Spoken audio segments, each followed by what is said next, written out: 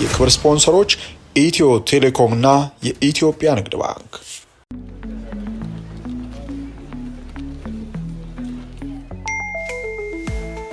ለሰራተኞች ደሞዝና ተጨማሪ ክፍያዎችን ለመፈጸም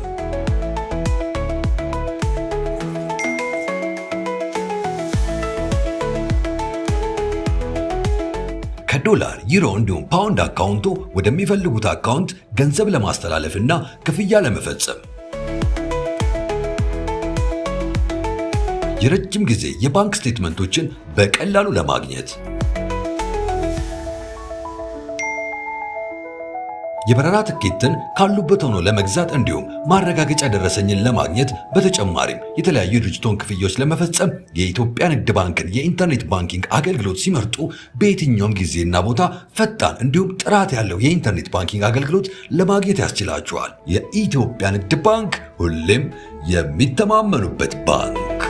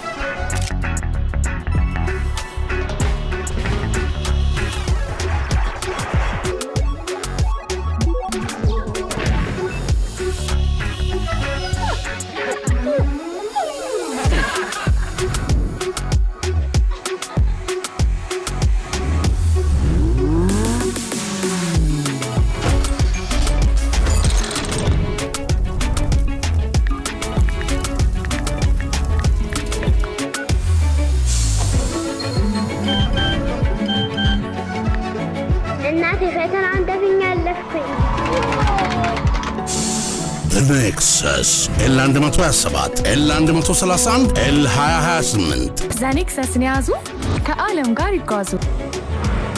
ኢትዮ ቴሌኮም።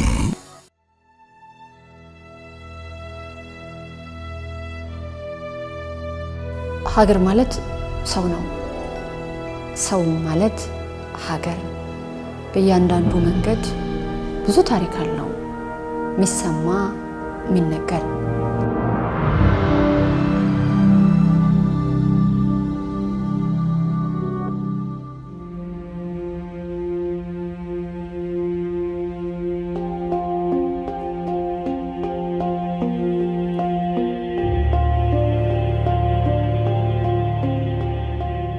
ከዓለም ቀደምት ስልጣኔዎች ያንዱ የአክሱም ስልጣኔ ባለቤት ብትሆንም የጥቁር ሕዝቦች የነጻነት ጎቀዳጅነትን ብትጎናጸፍም በሌላ የታሪክ ገጿ ደግሞ የፍጹም ድህነትን ካባም ለብሳለች።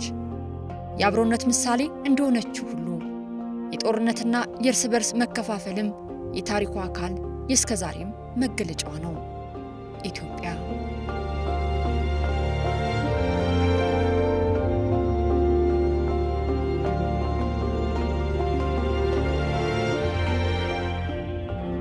በእነዚህ ሁሉ እጥፋቶቿ እርሷን ሳይሆን የሌላ ሀገር ታሪክን የቀየረ በዓለም ከ6700 ኪሎ ሜትሮች በላይ ርዝመት በማካለል ረጅም የተባለ ወንዝ ባለቤት ናት።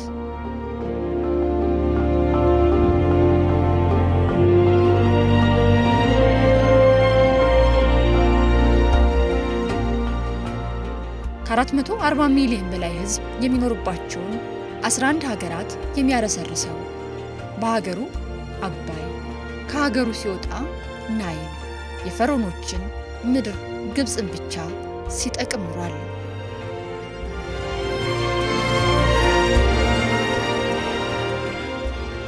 ኢትዮጵያ 85 ከመቶ በላይ ባለቤት ብትሆንም ሳትጠቀምበት በዘፈንና በእንጉርጉሯ ሁሉ ስታሽሞነሙነው ክፉ ቀን ሲመጣ ደግሞ ማስፈራሪያ አድርጋ ኖራለች።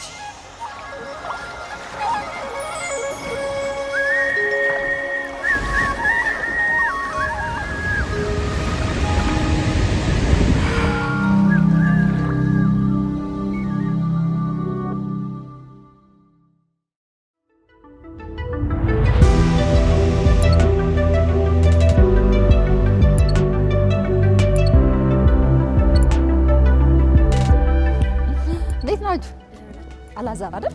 እንዴት ነው ልጄ? መስከረም ዋው፣ ደህና ናችሁ? ደህና እኔ አባት እንዴት ነህ? ደህና ናችሁ? እግዚአብሔር ይመስገን። ቤት ማን አለ? ማሚ አለች። አዎ ያለች። አባታችሁስ? አባቢ ስራ ነው እንዴ ዛሬ? እንዴት ዋላችሁ? እንዴት ነሽ? እንኳን ማርያም ማረችሽ። እንደወለድሽ ሰምቻለሁ ብዬ ነው። እየበረታሽ ነው? ስሜ ሽቶ በቀለ እባላለሁ። እኔ ከሲመጣ ከክፍለ ሀገር ጠብቼ ነው የመጣሁት። ያው የኛ ሀገር ወደ ሰላሌ አካባቢ ነኝ እኔ እየተወለድኩበትም ማለት ከዛ ጠፍቼ ስለመጣሁት ቤተሰቦች አያውቁኝም የት እንዳለሁት ማለት ነው።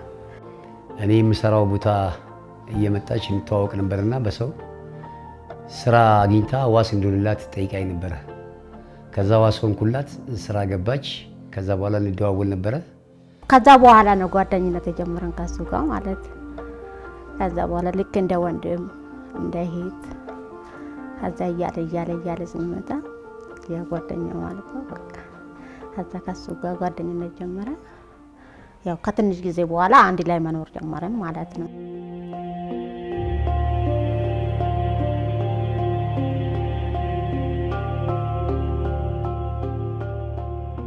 ምንም እንኳ ወደ ተግባር ባይገባም የተለያዩ መሪዎች በተለያዩ ጊዜያት ሐሳቡን ወጥነው መሬት ሊያወርዱ ብዙ ጥረዋል፣ ብዙ ደክመዋል። የውስጣችን ቁጭት የነበረ ግን ስለ ውሃ ደግሞ ብዙ እውቀት የሌለን ሰዎች ነው የነበርነው። ግን ስለ አባይ እንዘምራለን እናንጎራጉራለን፣ ግን እንዴት ነው ወዴት ነው የሚል ብዙ እውቀት አልነበረንም። እኔ ደግሞ በልጅነቴ የአራተኛ ክፍል ላይ አንድ አስተማሪ ሲያስተምረን ህሊናዬ ውስጥ ተቀርጾ ቁጭ ያለ ነገር ነበረ። ስለ አባይ የኢትዮጵያ ለም አፈር ይዞ ወደ ግብጽ ይሄዳል ሲል እጅ አውጥተን በጣም ጠይቅ ነበር። እንዴት ማስቆም አይቻልም ወይ ብለን ጊዜዋን እየጠበቀች ነው የነበረው። ይህ ማለት ህዳሴ ግድብ ከመጀመሩ በፊት የዛሬ 14 ዓመት በርካታ ልማቶች ተካሂደዋል። ተከዜ ግድብ ተገንብቷል። ፍንጫ ግድብ ተገንብቷል። ጣና በለስ ልማት ተደርጓል። ጢስ አባይ ላይ የኃይል ማመንጫ ተቋቁሟል። ባራኮቦ ላይ ግድብ ተሰርቷል። ግርማዊ ቀዳማዊ አፄ ኃይለ ሥላሴ ከቀደሙት መሪዎች በተሻለ ትኩረት በመስጠትና አሜሪካኖችን ሳይቀር በማሳመን በርካታ ጥናቶች ተካሂደው አባይን ለመገደብ ደክመዋል።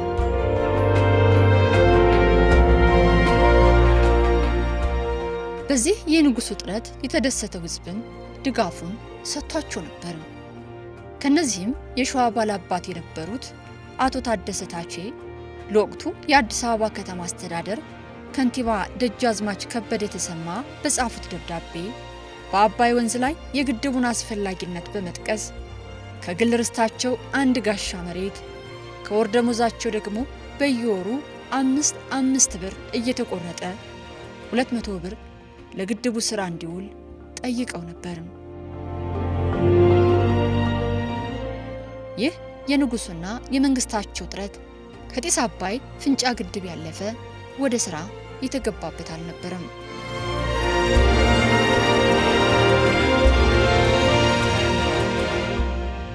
አባይ ወንዝን የመጠቀም ፍላጎት ቀጥሎ በዘመነ ደርግ በነበረው የውጭና የሀገር ውስጥ ጦርነት መረጋጋት ባይችልም የጣና በለስ ፕሮጀክቶች ላይ የተሰሩ የልማት ስራዎች ይጠቀሳሉ።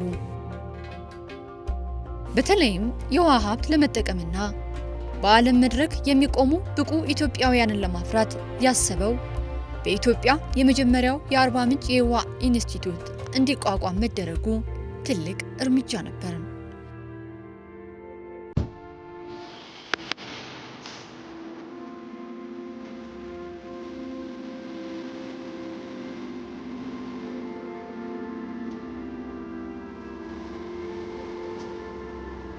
መልስ ያላገኘው የትውልድ ጥያቄ በዘመነ ኢህአዴግም ቀጠለ። ያ ለሺህ ዓመታት የተወቀሰው አባይ ፊቱን ወደ ሀገሩ ሊመልስ ቃል ገባ።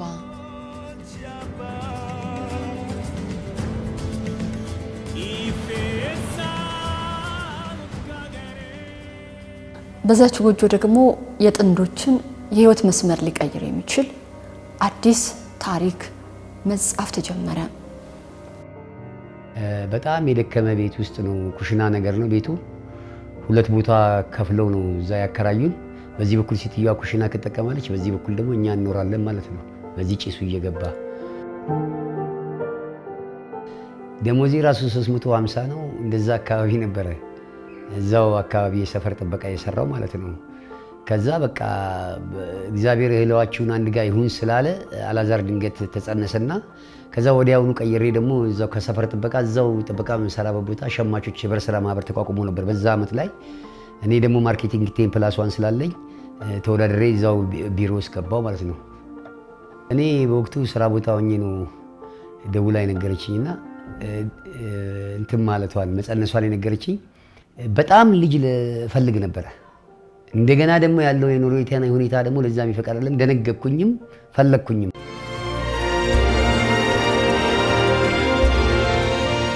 አስቀድሞ በንጉሱ ዘመንና ሌሎች እቅዶችን መነሻ በማድረግም ለ10 ዓመታት የተጠናው ጥናት በከፍተኛ ምስጢር ተይዞ ከቆየ በኋላ በእድገትና ትራንስፎርሜሽን እቅዱ ፕሮጀክት ኤክስ ተብሎ ተገለጸም። ፕሮጀክቱን ጽንስስ ከመጀመሪያው ማውቀው ነበር። ከዛ ፕሮጀክቱን ለመንግስት ይሄ አጥኚው ፕሮጀክቱን ያጠናው አካል ሳሊኒ ነው የሚባለው እና አጥንቶ ለመንግስት ኖቬምበር 2010 እንደ ፈረንጆች አቆጣጠር ወይም በእኛ 2003 ጥቅምት ዳር አካባቢ አቅርበው ነበር ለመንግስት እና ከሚገመግሙት አዋጭነቱ እንደዚሁም የኮንትራት ሂደቱን ለማሳለጥ ከሚሰሩት ቡድን ውስጥ ነበርኩኝ ከመጀመሪያው። ሀገር የራሷን መና ልትቋደስ ስትዘጋጅ የና አብዩ ቤትም በበረከት ሊጎበኝ ቀኑ ደረሰ። ትምጤ መጣው ከሌሊቱ 7 ሰዓት ነው። ቃም ደህና ነበርኩ። ቡና ጠጥቼ ቆሎ እየበላሁት ቤት ውስጥ ብቻዬን ነበርኩትና ቆሎ እየበላሁት ምንም ይሄን አልታወቀኝም። ስራ ቦታ ነበርኩኝና ጎረቤት ደውሎ ታማለች ብለው ጠሩኝ። ሲሄድ ምጥ እንደሆነ አወኩ። ከአንዳንድ ትልቅ ሰዎች ከጎረቤት ተረዳሁኝ። ከዛ በኋላ በቃ ወደ ጤና ጣቢያ ይዣት መሄድ እንዳለብኝ ነገሩኝ። ወደ ጤና ጣቢያ ይዣት ሄድኩኝ። ኪሴ ውስጥ 5 ሳንቲም ብር የለም። በዙሪያ ያሉ ሰዎችም ስልክ አያነሱም። ነገሮች ከበድ ስላለ በዚህ ኑሮ ላይ እንዴት ይወልዳል ብለው በቃ ማንም ሰው ስልክ የሚያነሳ አልነበረም።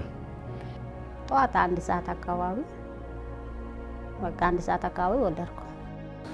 ወዲህ የሀገር ህልም እውን ሊሆን አዲስ ምዕራፍ ተገለጠ። መጋቢት 24 2003 ዓመተ ምህረት ይህ የፍርሃት ቀንበር ተሰበረ። ታላቁን የልማት ህልማችንን በሚሌኒየም ግድባችን አማካይነት እውን የምናደርግበት አዲስ ዘመን ተበስሯል።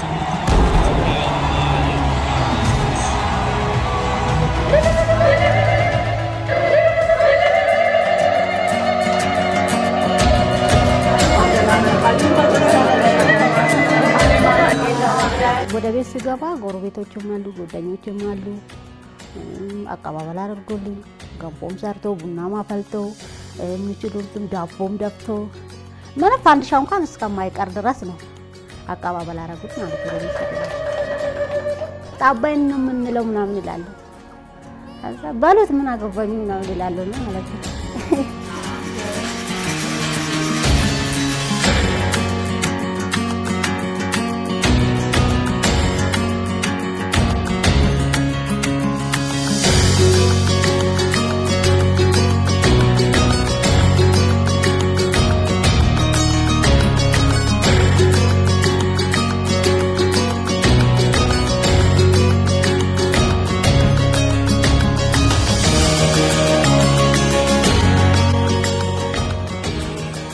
የቀድሞ ጠቅላይ ሚኒስትር ክቡር አቶ መለስ ዜናዊ ይገደብ ብሎ ሲያበስሩ እኔ ከጤና ጣቢያ ውስጥ ሆኜ የሰማው 2 ደስታ አንድ ላይ ተቀላቀለብኝ።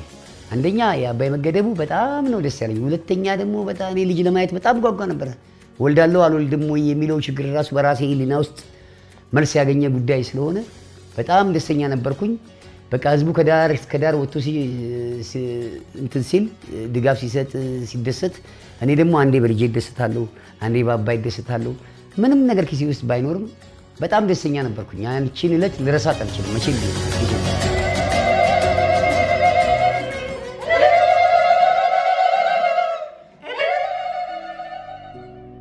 ተፈጥሮ ከቸረው በረከት የላቡን ፍሬ የሚበላ ሀገር ማለት ወገን ነው የኔ የምትዩ ከለላ ትመኪበት ጥሪት ትደምቂበት ብርሃንሽ የሰብእናሽ ግማሹል ወገን ነው ማተምሽ ዜጋ ነው ልጄ ሀገርሽ መሬቱ አይደለም የኔ ልጅ እድርተኛው ነው ሀገርሽ ስትቸገሪ ታድጎ ስትታመሚ አስታሞ ስትሞቺ አፈርም ያለብስሽ የህዳሴ ጉዟችን መሐንዲሶች እኛው ግንበኞችና ሰራተኞች እኛው የፋይናንስ ምንጮችና አስተባባሪዎች እኛው በአጠቃላይ የህዳሴ ጉዟችን ባለቤቶች እኛው መሆናችንን የሚያሳይ የባለቤትነት ማረጋገጫ ካርታችን። አንደኛ ይሄ ደፋር ውሳኔ ነው ስንጠብቀው የነበረ። ሁለተኛ የኢትዮጵያ ህዝብ መብት የተረጋገጠበት ውሳኔ ነው። ሶስተኛ የኢትዮጵያ ልማት ወደፊት ማስኬጃ ውሳኔ ስለሆነ በጣም ደስ ብሎኛል። ተመሰረተ ሊመሰረት ነው ሲባል ደስ አለን እኛ ኢትዮጵያውያን። ከዛ ያው ኮንትራቱ በሚፈረምበት ጊዜ ሁለት ስራ አስኪያጆች ነበር የተመደብነው። አንደኛው ነፍሱን ይማረው አቶ ኢንጂነር ስመኘው እና እሱ በሲቪል ስራዎች ትልቅ ግዙፍ ፕሮጀክት ስለሆነ እኔ በኤሌክትሮሜካኒካል እና በዚህ የብረታ ብረት ውሃ የማስተላለፊያ ብረታ ብረት ስራዎች ላይ ተመድበን በሁለት ሆነን ስንሰራ ነበረ ፕሮጀክቱ ሲጀመር። አላዛር ያልኩበት ምክንያት እና የስሙ ትርጓሜ ደግሞ የአባቴ አምላክ ረዳኝ ከፈርዖን ሰይፍ አዳነኝ ነው የሚለው እና አባይም ለዘመናት የፈርዖን ባሪያ ሆኖ ነበር ይኖረው። አሁን ነው ወደ ከባርነት ህይወት የወጣው። መጋቢት 24 2003 ላይ ነው ከባርነት የወጣው። ስሜ አላዛር አብዩ ይባላል። አባቴ ይሄ አባይ አንተ የተወለድክበት ቀን ነው፣ ያ መሰረት ድንጋይ ሲጣል አንተ ነው የተወለድከው ይለኝ ነበረ። ያው አንድ ላይ ተገጣጠመ ታሪካችን።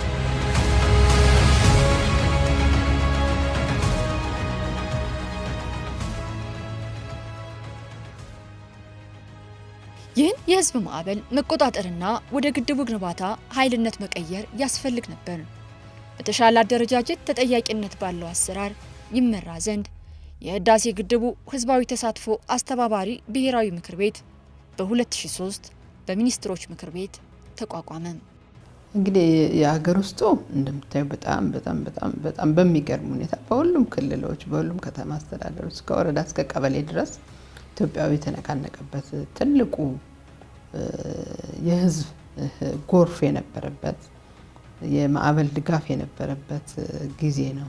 በውጭም እንደምታዩ ከግድቡ ይፋ ከመሆኑ በፊት ዲያስፖራው ብዙም በሀገር ጉዳይ አንድ አድርጎት እንደዚህ ስሜቱን የሚቀሰቀስ ነገር ብዙም አልነበረም። የተለያዩ ፖለቲካ መጓተቶች ናቸው። ብዙ በየኤምባሲዎች ሰላማዊ ሰልፍ ነው።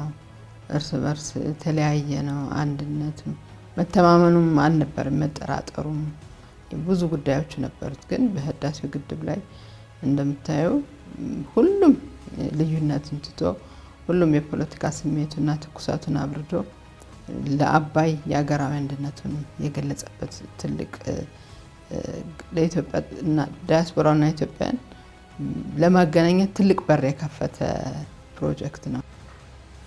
ደግሞ እየተገነባ ነው። ገንዘብ አዋጡ ሲባል እሺ ቅጠል ይሸጣ የምታድረዋ ኢትዮጵያዊት ቅጠል እየሸጠች የተጠየቀችው ከፈለች። እልከኞች ናቸው ኢትዮጵያውያን። ለራሳቸው ለነፃነታቸው ራሳቸውን አሳልፈው ይሰጣሉ፣ እንኳን ገንዘባቸው እና በሌላቸው ገንዘብ እያዋጡ ጀመሩት። አሁን ስብሰባ ተጠራው እዚህ መዘጋጃ ቤት። መስክር ንገር ተናገር ታላችሁኝ በማህፀን ካሉ ህፃናት በመቃብር ካሉ ሙታን በቀር ኢትዮጵያዊ የሆነ ሁሉ ለአባይ ግድብ በማህፀን ካሉ ህፃናት በመቃብር ካሉ ሙታን በቀር ኢትዮጵያዊ የሆነ ሁሉ መተባበር አለበት አልኩኝ። እውነት ነው ደግሞ በዋናነት የቦንድ ሽያጮችን በማስተናገድ ረገድ በሁሉም ቅርንጫፎቻችን ለህብረተሰቡ በማሳወቅ ህብረተሰቡ ደግሞ የቦንድ ግዥና ሽያጮች ላይ በደንብ ግንዛቤ ኖሮት መስራት እንዲችል እና መሳተፍ እንዲችል የማድረግ እንደዚሁም ደግሞ በተለያዩ የመንግስት ተቋማት እና የግል ተቋማት ውስጥ የሚሰሩ ሰራተኞች ደግሞ ከደሞዛቸው ድርሻ እንዲኖራቸው የቦንድ ስርዓቶቹን በሁሉም ቅርንጫፎቻችን በኩል ይህንን አገልግሎት ከመስጠት አንጻር የላቀ ተሳትፎ ነበር። በራስ አቅም ብለን ስናስብ መንግስት በራሱ ፋይናንስ የሚያደርግበት የራሱ አሰራር ስርዓት አለው። ከዛ ውጭ ግን እዚህ ህዳሴ ግድብ ላይ አሻራ ማሳረፍ የሚፈልግ ብዙ ኢትዮጵያዊ ነበርና ያንን ኢትዮጵያዊ እንዴት ኮንትሪቢዩት እንዲያደርግ ምቹ ሁኔታ እንፍጠርለት የሚለውን ከማሰብ አንጻር ኢትዮ ቴሌኮም ጥሩ አማራጭ ይዞ ነበር የቀረበው ማለት ነው። ይሄም እንግዲህ 8100 ብለን የምንለው እንግዲህ በተለያየ ጊዜ ብዙ ካምፔኖች የተካሄዱበት ስለነበረ የተለያዩ ዜማዎች ወጥተውለት ስለነበር ሁሉ ሰው ላይ እንደ ቃጭል ጆሮ ላይ እንዲቀር የተደረገ ሁሉም ሰው 8100 ምንድነው ቢባል ከህዳሴው ግድብ ጋር አገናኝቶ የሚለየው ቁጥር ነበር የነበረው ማለት ነው። እሺ አንተኛው ተማሪች ምንድናት? እስኪ ሁላችሁም አንድ ላይ በሏት 8100 ኢትዮ ቴሌኮም ሚና ፕላትፎርሙን ከማቅረት ባለፈ በተለይ ማህበረሰቡን ከማነቃቃት አንጻር የነበሩትን መልካም ዜናዎች ለማህበረሰቡ ከማድረስ አንጻር ትልቅ ሚና ነበር ሲጫወት የነበረው። እንዳልኩሽ በተለይ ክራፍት ተደርገው ይላኩ የነበሩ ሜሴጆች አንዳንድ ጊዜ ሳታስቢ ብድግ ብለሽ ኮንትሪቢዩት እንድታደርጊ የምትችውን ያቀመሽን እንድታዋጪ የሚገፋፋ ኃይል ያላቸው መልእክቶች ናቸው የነበሩት። ከዛ በተጨማሪ እዛው ጉባ ላይ ቅርንጫፍ በመክፈትም እዛ ፕሮጀክት አልነበረም። እዛ በቅርብ ሰራተኞች ፕሮጀክቱ የሚፈልጋቸውን ገንዘብ በማቅረብ ረገድ እዛው ሳይቱ ላይ የባንክ አገልግሎት እንዲሰጥ ያደረግንበትንም መጥቀስ ይቻላል ማለት ነው። ከአንድ ብር ጀምሮ ሁሉም ኢትዮጵያዊ በገጠር በከተማ የሚኖር ጉልትም ነግዳ የምትተዳደር እናት፣ ጫማ ጠርጎም የሚተዳደር ወጣት ያገኛትን ገቢ ለሀገሬ ለዚህ ለግድቡ መሳካት ኮንትሪቢዩት ማድረግ እፈልጋለሁ ብሎ ሲነሳ ኮንትሪቢዩት ማድረግ የሚችልበትን ምቹ ሁኔታ ነው የፈጠር ነው ማለት ነው። ይሄ ሁኔታ እንግዲህ ኢትዮ ቴሌኮም ትልቅ ሚና እንዲጫወትበት አድርጓል።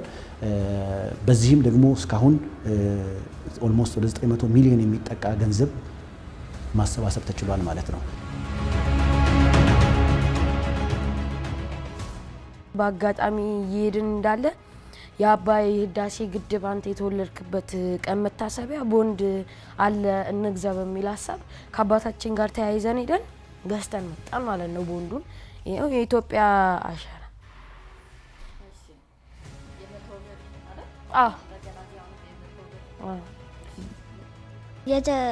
የዘመነ ቁጭት ናት። ሰው ሁሉ የብሩን ያወጣ። አሁን ለምሳሌ እኛ ትምህርት ቤት በየአመቱ ለአባይ የሚወጣ 20 ብር ነበረ። ሁሉም እንዳየ አቅሙ 20 ብሩን ያወጣ ነበረ። ከዛን ተሰብስቦ ለአባይ ይሄድ ነበረ። ቦንድ ስንገዛ እኛ ኖሮናል የሚገዛ ነው። ግን አላዛር በዛን ሰዓት ለጡጦ ወተት እንደሚያስፈልገው ሁሉ አባይም ገንዘብ ይፈልጋል፣ ግዴታ ነው። አባይ ከቆመ የአላዛር የሚወት ይቆማል። ኢትዮጵያ የመጨረሻ ተስፋዋ እንደሚጨልም አውቃለሁ እኔ።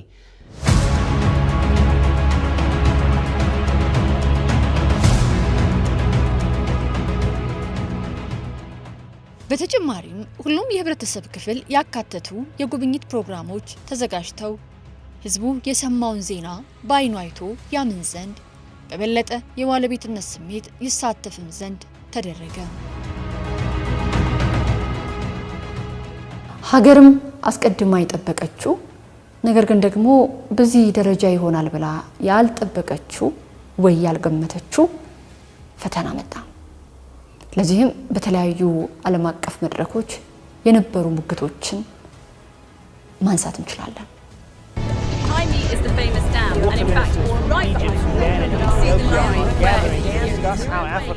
Hello and welcome to the program. I'm Darren Jordan. Egypt and Ethiopia are looking to put past disputes.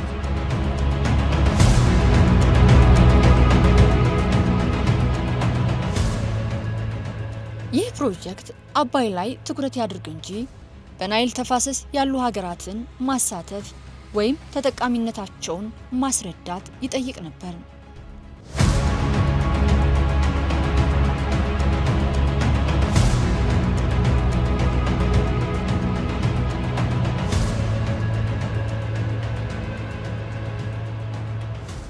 ከብስራቱ በፊት የተጀመሩ ስራዎች ቢኖሩም ዜናው በዓለም ከተሰማ በኋላ በፍጥነት ቀጠለ። ሰፊ የሰው ኃይልና ማሽን ወደ ጉባ ተንቀሳቀሰ።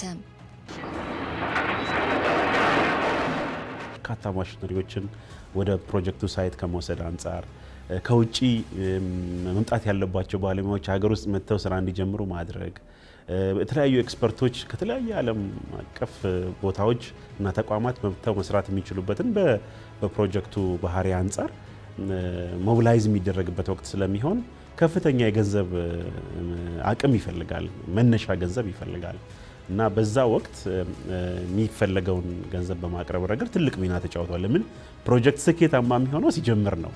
መሰረቱ እና አጀማመሩ በጥሩ እቅድ የተያዘ ፕሮጀክት በጥሩ ደረጃ የተጀመረ ፕሮጀክት ስኬታማ እንደሚሆን እሙን ነው።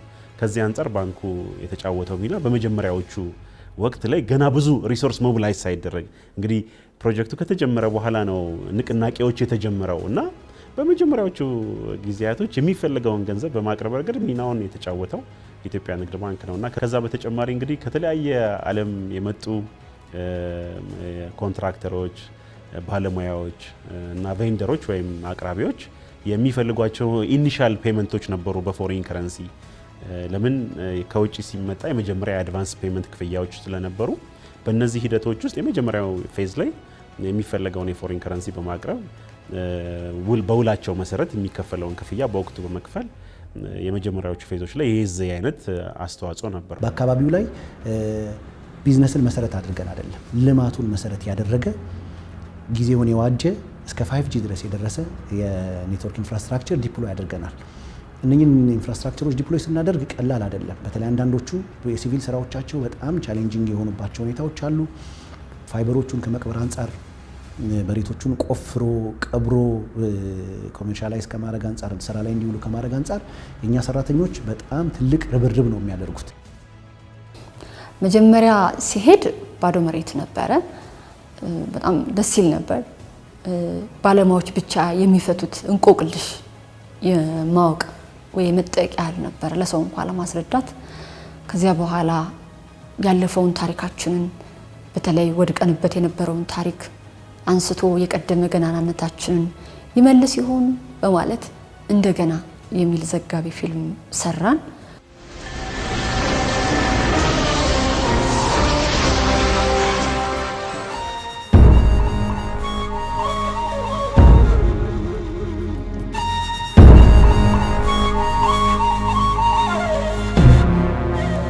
ፈረንጆቹ ብቻ አልነበሩም። የራሳችንን የመስራት አቅም አሳንሶ የሚያዩት እኛው ራሳችን ነበር። እነሱ ስነማን ናቸው? እኛ ስነማን ነን? በዓለም ባንክ ፈንድ አይደለም፣ የማንም ፈንድ አይደለም። ላሊበላ ይሰር ታሪካችን ይጫንናል፣ ይበዛብናል። የሚሰማሽ እኮ ትንሽ ወጣ ስትይ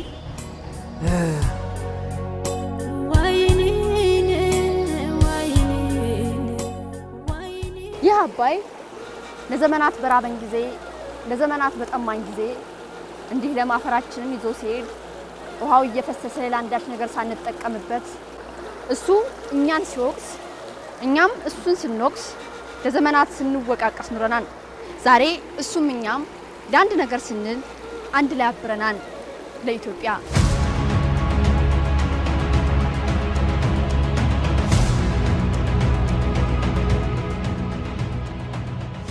ያ ባዶ መሬት፣ ያ በረሃ ወደ ትንሽ ከተማነት እየተቀየረ መጣ።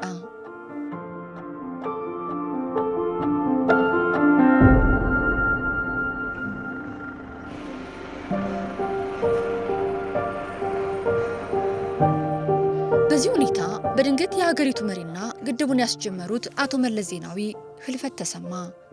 ግንባታው ግን አልተቋረጠም ነበር።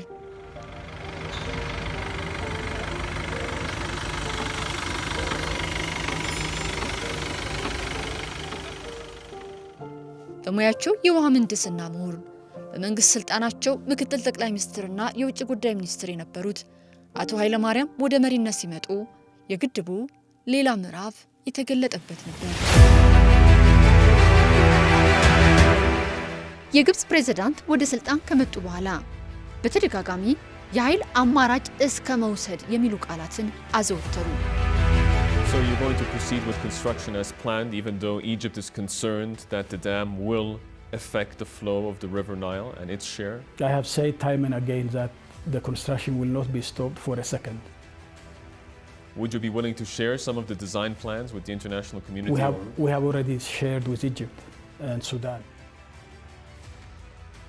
ኢትዮጵያ በራሷ ባቋቋመችውና ከግብጽ ሱዳንና ኢትዮጵያ የተውጣጡ ኤክስፐርቶች ፓናል ቡድን 4 ዓለም አቀፍ አማካሪዎችን በመጨመር 4 ጉዳዮች እንዲጠኑ አደረገች። የግድቡ ደህንነት፣ የኢንጂነሪንግ፣ የሃይድሮሊክ የውሃ ሀብት፣ የአካባቢው መልክዓ ምድራዊ ሁኔታ፣ የኢኮኖሚያዊ ተጽዕኖዎችና ማህበራዊ ተጽዕኖዎች ናቸው። በእነዚህ ውጤቶችም ግብጽ የተወሰነ የተለሳለሰች መስላ ታየች። ግድቡ ከተጀመረ አንድ አመት ላይ አዲስ አበባ ቶፕ 10 በሚባል ሆቴል ጉርድ ሾላ ተሰበሰብን። 3 ቀን ጅማሮ ነው ይሄ። ግብጾች አቋማቸው ልትገነቡ አትችሉም፣ እንደው ማቆም አለባችሁ የሚል ነው። ሱዳኖችም ግብጽን ነበረ የሚወግኑት በዛን ጊዜ። በኢትዮጵያ በኩል እንደውም ከእናንተ ጋር አሁን ቁጭ ብለን ማውራታችን አግባብ አይደለም፣ ምክንያቱም በራሳችን ግድብ ላይ የእናንተን ፈቃድ ለመጠየቅ ውይይት አናካሄድም።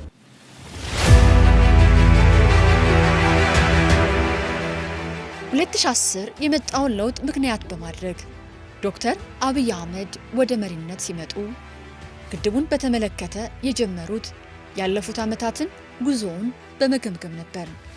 በመጓተቱ ምክንያት ሳሌኒ በ1 ቢሊየን ዶላር የከሰሰን በ40 ምናምን ቢሊየን ብር ማለት ከብዙ ንትርክ ከብዙ ጭቅጭቅ አታካች ድርድሮች በኋላ ክሱ ቀርቶ በ450 ሚሊየን ዩሮ የተስማማ ነው። የህዳሴ ፕሮጀክት ኮንትራት የተፈረመው ታህሳስ 21 2003 ዓ.ም ነበረ እና ያኔ ኮንትራት በሚፈረምበት ጊዜ አንድ ኮንትራክተር ነበረ አጠቃላይ ስራውን መስራት እና በኢፒሲ ሁሉንም አጠቃላይ ሰርቶ እንዲያስረክብ የተሰጠውና ልክ ያኔ ኮንትራት በሚፈረምበት ጊዜ ፕሮጀክቱ ማጠናቀቂያ ጊዜው 7 ዓመት ተብሎ ነበር ውል የተገባው።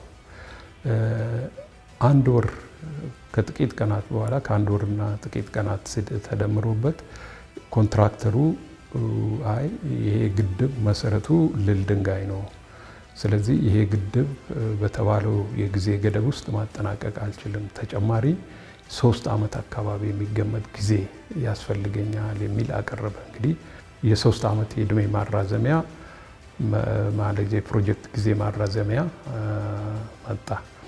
በዛ ላይ ደግሞ መንግስት ያው ምናልባት የሀገር ውስጥ አቅም ለመገንባት በሚል እሳቤ ፕሮጀክቱ ኮንትራቱ በ2 ቦታ ይከፈል፣ የሲቪል ለብቻ ይሁን የኤሌክትሮ ሜካኒካል እና የዚህ የከብረታ ብረት ስራዎች የውሃ ማስተላለፊያ ጋር የሚገናኙት ሃይድሮሊክ ስቲል ስትራክቸር ነው የምንላቸው፣ እነሱ ደግሞ በሀገር በቀል ኮንትራክተር ይሰራ በሚል እሱን ኮንትራቱን በ2 ቦታ ከፍሎ ሁሉን ለይቶ እንትን ለማለት ቢያንስ እስከ 1 ዓመት ፈጅቷል። እና እንግዲህ እንዳልኩኝ ከመጀመሪያው ፕሮጀክቱ ሲጀመር ሂደቱ የመጓተት ታይቷል ማለት ነው። የግድቡ ስራ መጓተቶችና መዘግየቶች ደግሞ እሱ ራሱ በህዝብና በመንግስት መካከልና በተለይ በኛ ጽሕፈት ቤት መካከል የአምኔታ ጉድለቶች የነበሩበት ሁኔታ ነው ያለና መንግስት ያን ነገር አርሞ አስተካክሎ ወደ ስራ ሲያስገባ ደግሞ መልሰን ያን ደግሞ ለህዝቡ ማድረስ ትልቁ በድልድይ ሆነሽ ስትሄጂ ትንሽ መሀል ወንዝ ነው። ድልድዩን በደንብ ካልጠበቅሽው ከተሰበረ ያው አስቸጋሪ ነው የሚሆነውና እሱ ነገር ፈተና አጋጥሞናል። ግን ህዝቡ ለፕሮጀክቱ ካለው ቀናይነት በንቃት ስለሚከታተለው የነበረውን አስረድተሽ የሚሆነውን ደግሞ ስትነግሪው ሁለቱንም አንድ አድርጎ ያስተጋባበት ሁኔታ፣ እነዚህ ትልቅ የፈተና ጊዜዎች ነበሩ። ይሄ ከሆነ በኋላ ደግሞ በሂደቱ ምን ይገጥመናል? ያው ቆሟል ብለው ይሄ ፕሮጀክት እንዲሰራ የማይፈልጉ አካላት የፕሮጀክቱን እንቅስቃሴ በሚጀምሩበት ጊዜ ከፍተኛ ተጽዕኖ፣ ዓለም አቀፍ ተጽዕኖ እንደዚሁም ሀገር ውስጥ ተጽዕኖ ማድረስ ጀመሩ። ድህነት ቃል አውጥቶ በሚያናግራት በዛች ጣራ ውስጥ የአላዛር የልጃቸው የጤና እክል ደግሞ ሌላ አዲስ ፈተናን ይዞ መጣ። ትንሽ በመሃል ታማማ።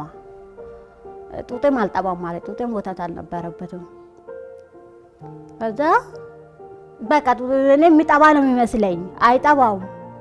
በጭንቅላቱ በኩል በዚህና በዚህ በኩል በግራና በቀኝ በኩል አጥንቱ ይታይ ነበርና አንድ ጎረቤት መጣ። ይሄ ልጅ ወተት እየደረሰው አይደለም፣ ሐኪም ቤት ይዛችሁት ሂዱ አለችን። ሐኪም ቤት ይዘነው ሄድን። ስንሄድ ጡቷ ሁለቱም አልፈነዳም ልጅም ስለሆነች በቃ ወዲያውኑ ወተት እንዲታዘዝ ነው የተደረገው። እኔ ደግሞ ያለኝ ኑሮ ሁኔታ አንድ ጣሳ ወተት በዛን ሰዓት 98 ብር ነው፣ የዛሬ 14 ዓመት። እኔ ደግሞ እዚህ 300 ምናምን ብር ነው። አላዛር የሚጨርሰው በ3 ቀን ውስጥ አንድ ጣሳ ይጨርሳል። ከባድ ፈተና ነበር። ያልገባውበት፣ ያለመንኩት፣ ያልጠየቅኩት ሰው ያልሰራው ስራ የለም ያንን ወተት ለማምጣት የልጁን ህይወት ለመታደግ ማለት ነው። እሷም ደግሞ ገና እኔ ስራ ቦታ ሆኜ ዛሬ እኮ አልቋል ስትል ወደ ቤት መመለስ ሁሉ ይጨንቀኝ ነበር። እንዴት ምንድነው ይጀምሩት የሚሄደው? ይሄ ልጅ ላያችን ላይ ሊሞት ነው ወይ ጡት አልጠባ፣ ለዚህ ነው እንደ የሰጠኝ እስከ ማለት ድረስ ደርሻለሁ። ብድር እንኳን ብንጠይቅበት ሰው አጣን። ሰውም ያን ሁሉም ለራሱ ነው እንጂ ከራሱ አይተርፈውም።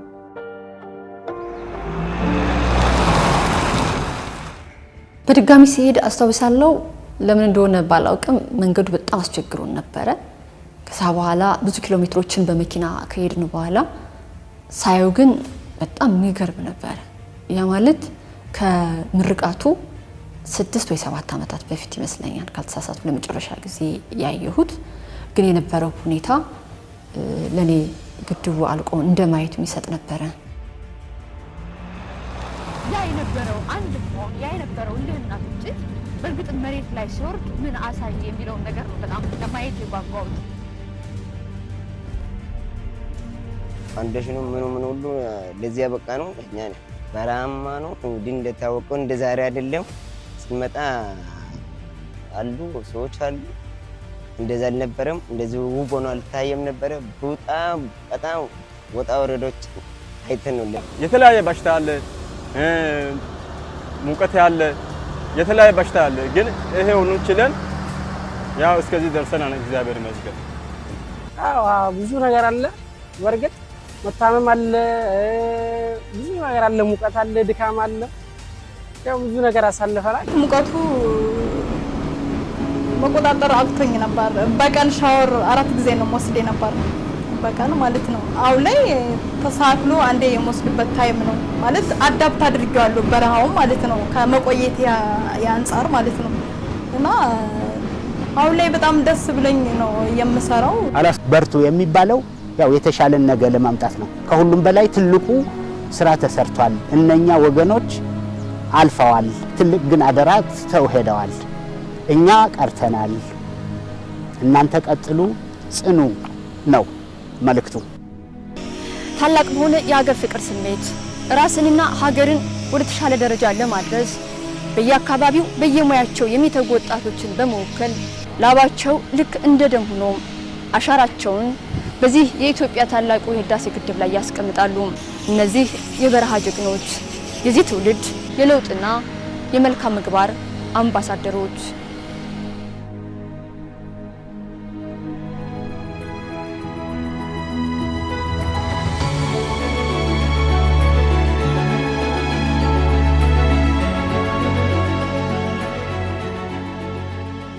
ሐምሌ 12 ቀን 2012 ዓ.ም የመጀመሪያ ሙሌት ተጠናቆ በግድቡ አናት ላይ ውሃ እየፈሰሰ አይናችን አየ።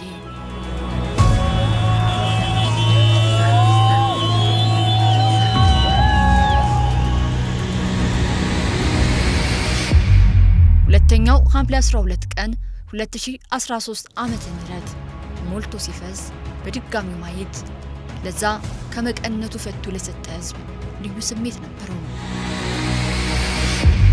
ለመላው የኢትዮጵያ ህዝብ እንዲሁም በዚህ ስፍራ በዚህ ታሪካዊ ፕሮጀክት ውስጥ በእውቀት በጉልበት የተሳተፋችሁ የኢትዮጵያ ድንቅ ልጆች ከዚህም ባሻገር የዚህ ፕሮጀክት ጠቃሚነት ተገንዝባችሁ ኢትዮጵያን በሐሳብ በተለያየ መንገድ ስትረዱ የቆያችሁ የኢትዮጵያ ወዳጆች በሙሉ ዛሬ በዚህ ስፍራ ሶስተኛው ዙር የውሃ ሙሌት መጠናቀቁን ሳበስርላችሁ በታላቅ ደስታ ነው።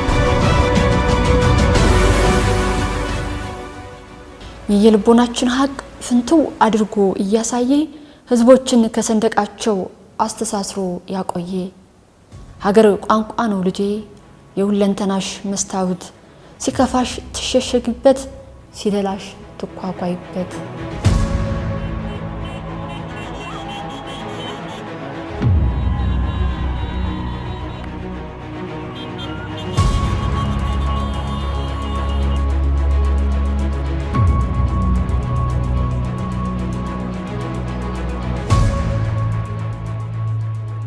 የካቲት 13 ቀን 2014 ዓመተ ምህረት ዩኒት 10 እና ነሐሴ 5 ቀን 2014 ዓመተ ምህረት ደግሞ ዩኒት 9 የሁለቱ ተርባይኖች የኃይል ማመንጨት ዜና ለኢትዮጵያውያን ብቻም ሳይሆን ለወዳጆቻቸውም እጅግ ልዩ ነበር።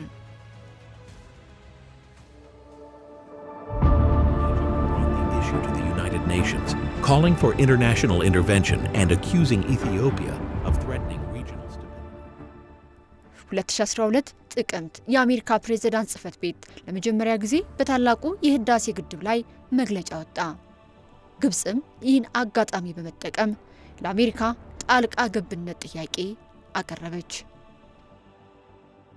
በተጨማሪም ግብጽ ወደ ተለያዩ የአረብ ሀገራት በመሄድም እንዲደግፏት ዘመቻ አደረገች። የኢትዮጵያ የውጭ ጉዳይ ሚኒስቴርም ተከታታይ የግብጽ አካሄድ ህጋዊ ነው በማለት ቅሬታውን አሰማ። ግብጽና ሱዳን ጫና ለመፍጠርም የጋራ ወታደራዊ ልምምድ እስከ ማድረግ ደረሱ። እንደገና ግብጽ በተናጠልም ከአሜሪካው ፕሬዝዳንት ጆ ባይደን ጋር ውይይት አደረገች። ይህ ሁሉ የኢትዮጵያ የታላቁ የህዳሴ ግድብን ግንባታ አላስተዋለም።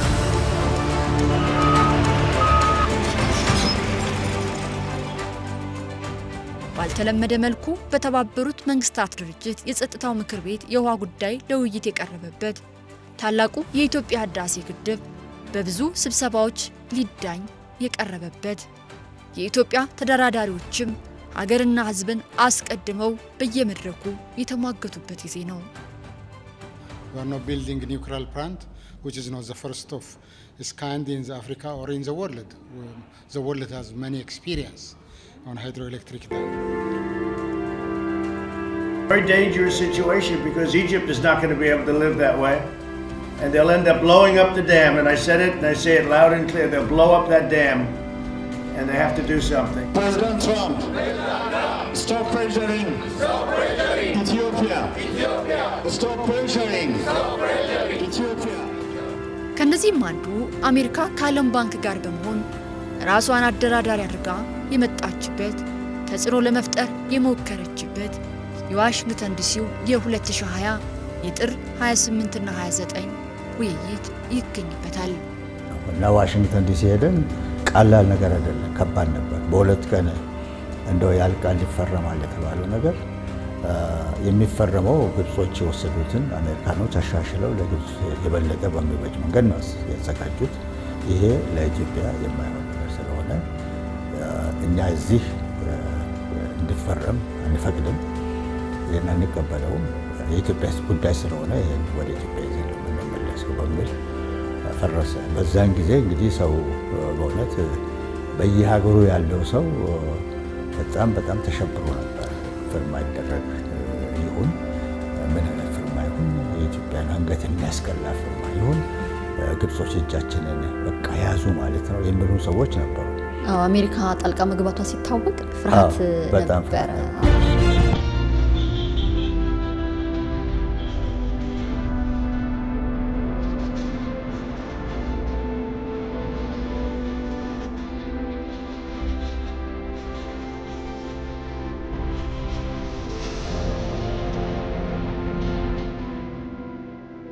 ግድቡ የኔ ነው በሚል የአምባሳደር ኢንጂነር ስለሺ በቀለ ንግግርን እንደገና መሪ ቃል በማድረግም ዓለም አቀፍ ንቅናቄ በማህበራዊ ሚዲያው ተካሄደም።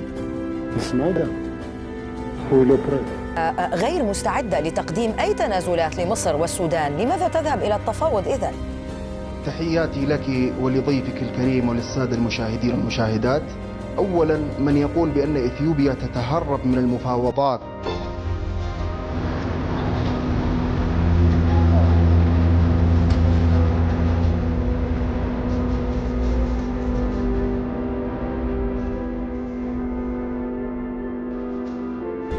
ጳጉሜ 2017 ዓመተ ምህረት ያ የ14 ዓመታት መውደቅ መነሳት ብዙ እርግማንና ምርቃትን ያስተናገደው የኢትዮጵያውያን ህልማቸው እውን ሆነም። የኢትዮጵያ ታላቁ የህዳሴ ግድብ ተመረቀ።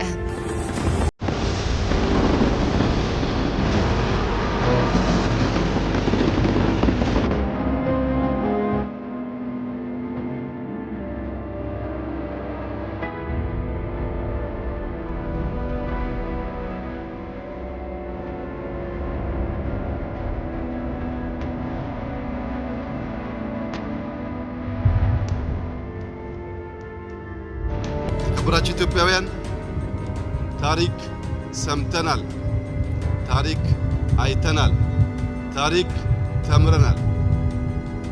ዛሬ ፈጣሪ የመረጠው ትውልድ መሆን ስለቻል ታሪክ ሰርተን ታሪክ ላይ ቆመን ለማውራት በቅተናል። ህዳሴ ለኢትዮጵያ ብቻ ሳይሆን ለጥቁር ህዝቦች በሙሉ ምድር እስክትሰበሰብ ታሪክ ሆኖ የሚኖር ታላቅ ገድል ነው።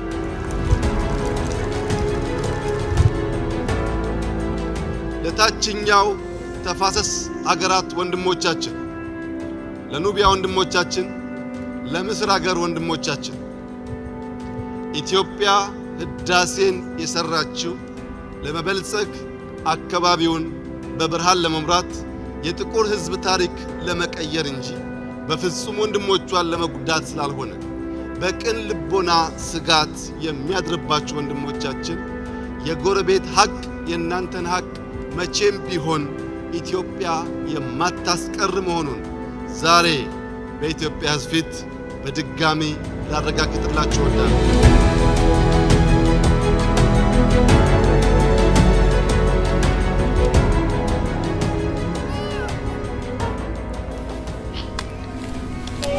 ባለቤቴ ነፍሰ ጡር ነበረች፣ ደርሳለች። 9 ወር አልፏታል። ጤና ጣቢያ ማዋለጃ ክፍል ገብታለች።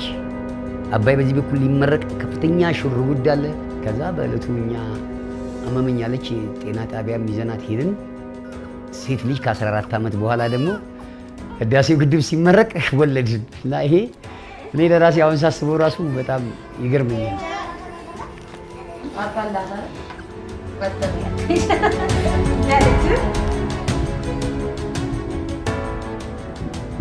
ይህ የግለሰብ ህልም አልነበረም። ከ3000 ዓመታት በላይ የተሻገረ የሀገር ህልም ነበረ። ይህ የምንመለከተው አፈርና ውሃ ወይንም ደግሞ ግድብ ብቻ አይደለም። ለዘመናት አባይ ማደሪያ የለው ብለው ሲተርቱ የነበሩ ዛሬ በስጋ የተለዩ የሚሊዮኖች ቁጭት እዚህ ሐይቅ ውስጥ ነበር።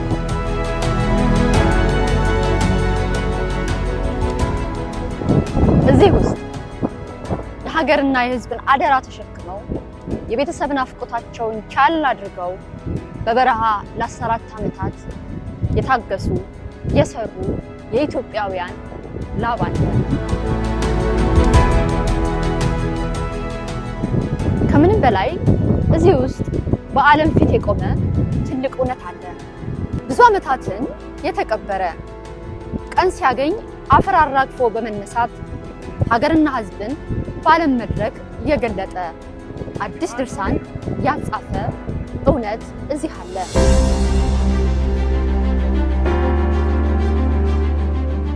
እናት እኮ ምጡን ትታ ልጁን ነው የምታያደል። ስለዚህ እኛ ደግሞ አሁን ለ1000 ዓመታት ያማጥነውን ልጃችንን ተገላግለ ነው ከዛ ደግሞ የሚያስፈልገውን ነገር አድርገን አሳድገን እዚህ አድርሰናል፣ ለቁም ነገር አድርሰናል። ከዚህ በኋላ እሱ ነው እኛን የሚክሰን። አሁን ተመረቀ ሲባል አልኩ። እዚያ ሄጃ እዘምር ነበረ። እግዚአብሔር ይመስገን ጊዜውን ጠብቆ ተገንብቶ አሁን በዘንድሮ ዓመት ተመረቀ ተባለ።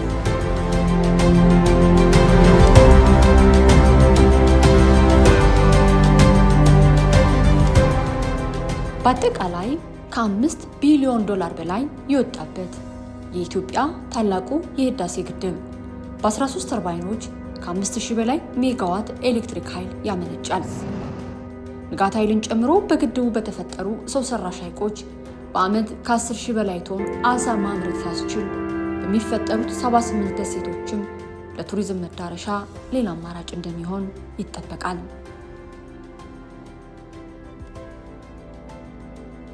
ፕሮጀክቶች ታማው ወደ ጤናማ ሂደት እንዲገቡ የሚደረግበት ስርዓት እና ትኩረት ውጤት ሊያመጣ እንደሚችል ማሳያ አድርገን መውሰድ እንችላለን። በተለያየ የፕሮጀክት ፌዝ ውስጥ ያሉ ፕሮጀክቶች ባሉበት ቆሞ አይሄዱ፣ ባሉበት ቆሞ አይቀሩም። በትክክል ችግሮቻቸው ተለይተው ቀጣይ መወሰድ ያለባቸው ድርጊቶች ከተከናወኑ ፕሮጀክቶች ፍጻሜ ሊደርሱ እንደሚችሉ ማሳያ ነው። እንግዲህ እንደ ንግድ ባንክ በእንደዚህ አይነት ሀገራዊ የሆኑ የዲቨሎፕመንት ወይም የሀገራዊ እቅዶች ላይ የምናረገው ስትራቴጂክ አላይመንት ተጠናክሮ መቀጠል እንዳለበት አንዱ ማሳያ ነው። ለምን ይሄ የዚህ ፕሮጀክት ስኬት መልቲፕል የሆነ ኢኮኖሚክ ጠቀሜታውን ያመጣል። ብዙ የኢኮኖሚ እድገት ሲመጣ ደግሞ ባንኮች በዛ ሂደት ውስጥ የሚኖራቸው ድርሻ እየሰፋ እንዲሄድ ያግዛልና ለአንድ ሀገር እድገት መሰረታዊ የሆኑ ለውጦች ሲመጡ በዛው ልክ የባንኮቹም እድገትን ማስተዋጽኦ እየተለቀ እያደገ ይሄዳልና ለንግድ ባንክም ትልቅ ግዙፍ መሆን ሚስጥሩ አንዱ እንደዚህ አይነት ፕሮጀክቶች ላይ የነቃ ተሳትፎ እንዲኖረው ማድረግ ነው። ይህንንም ታሳቢ አድርገን በየ5 ዓመቱ በምናዘጋጃቸው ስትራቴጂዎች ውስጥ ትልልቅ የሚባሉ ሀገራዊ ፕሮጀክቶች ላይ ባንኩ አሻራውን በተከታታይ ማሳረፍ እንዳለበት ሌሰን የወሰድንበት ነው። አሁንም የኢትዮጵያን ራዕይ እውን ከማድረግ አንጻር የኢትዮጵያን ዲጂታላይዜሽን እና የዲጂታል ኢኮኖሚ የበለጠ የተሳለጠ እንዲሆን ከማድረግ አንጻር ትልልቅ ስራዎችን ለመስራት ዝግጁ ነን። ይህም ደግሞ ቴክኖሎጂ ደግሞ የበለጠ መንግስትም ሀገርም በድፍረት ትልልቅ ፕሮጀክቶችን በመጀመር የማህበረሰቡን ድጋፍ ከጎኑ አድርጎ መቀጠል እንደሚችል ትልቅ ማረጋገጫ የሆነ ነው ብዬ ነው የምወስደው።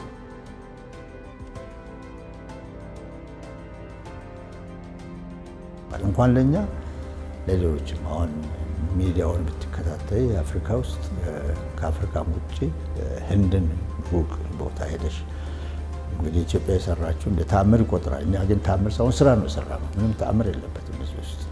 ተአምር ማለት ያልጠበቅሽው ሲመጣ ነው። ይሄ ግን የጠበቅነው በደንብ በእጃችን ያዝነው በአእምሯችን የሰራ ነው። በደንብ መንግስት፣ ህዝብ እና የዚህ አዋቂዎች የሚያግዙ ሰዎች እንዲህ እጅ ላይ ተያይዘው ያደረጉበት ጉዳይ ነው።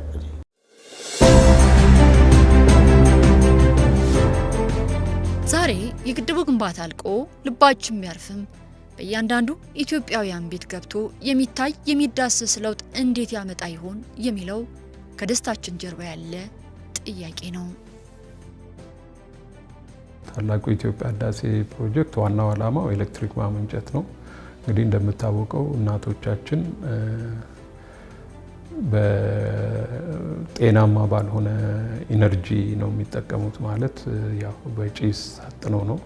ስለዚህ ይሄን ለመቅረፍ ከፍተኛ አስተዋጽኦ ያደርጋል። ምናልባት በዚህ ብቻ ሙሉ ለሙሉ ሀገሪቷን አዳርሶ ይሄን እንትን ይወጣል ባንልም ከፍተኛ አስተዋጽኦ ያደርጋል ብለን ነው ወደ ታችኛው ህብረተሰብ። ሁለተኛው የሀገር ኢኮኖሚ በሚያድግበት ጊዜ ትልቅ አስተዋጽኦ አለው። ይሄ ምንድነው? አንድን ለሀገር ኢንዱስትሪ ኢነርጂ ወሳኝ ነው። እና ይሄ ኢነርጂ ለሀገር በሚመጣበት ጊዜ ኢንዱስትሪ ለማንቀሳቀስ የስራ እድል ለመፍጠር ግብርናን ሞደርናይዝ ለማድረግ ዘመናዊ ለማድረግ ከፍተኛ አስተዋጽኦ አለው። ይህ በተለያዩ ዘመናት መነሳት መውደቃችን የማይሸፍነው በተለያየ ጊዜ የመጣ የሄደው የፖለቲካ ትኩሳታችን የማያበርደው በዓለም ፊት የተገለጠው ድህነታችን የማያደበዝዘው የኔና የናንተ ዘላለማዊ አሻራ ነው። ለልጅ ልጆቻችን ቁጭ ብለን የምናወራቸው ስለሰራነው ገድል የምንተረክላቸው አዲስ ድርሳን ጽፈናልና እኔም ሆነ የኔ ትውልድ ተጋሪዎች ሆይ እንኳን ደስ አለን፣ እንኳን ደስ አላችሁ። የዚህ ግድብ ሐሳቡን ለወጠኑ፣ ደፍረው ለጀመሩ፣ ጨክነው ለጨረሱ ሁሉ ምስጋና ይሁን።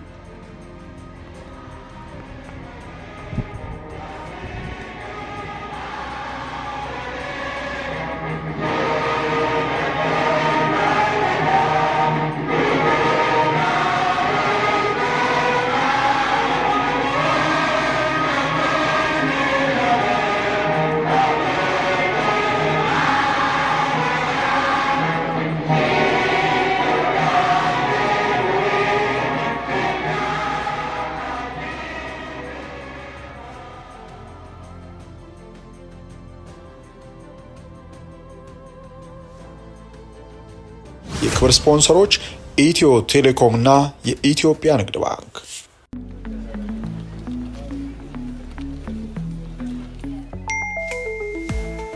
ለሰራተኞች ደሞዝና ተጨማሪ ክፍያዎችን ለመፈጸም